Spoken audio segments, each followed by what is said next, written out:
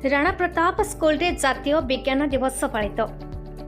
Bargarh Rana Pratap school रे शुक्रवार जातीय विज्ञान दिवस महासमारोह पालित हो जाइए। भारप्राप्त प्रधान शिक्षयित्री ज्योत्स्नामयी त्रिपाठी अध्यक्षत अनुष्ठित कार्यक्रम को स्कूल परिचालना कमिटी अध्यक्षा पद्मिनी गत्या मुख्य अतिथि भाव जोगदे यह अवसर में अनुष्ठित विभिन्न प्रतियोगिता को उद्घाटन करते।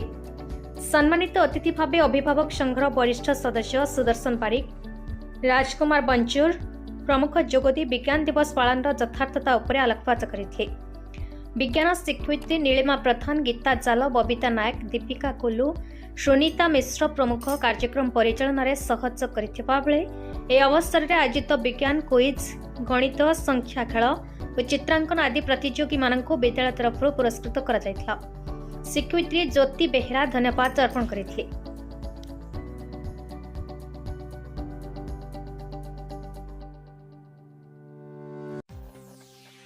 बरगढ़ जिलार टिकेलाल त्रिपाठी रिपोर्ट, भारत न्यूज।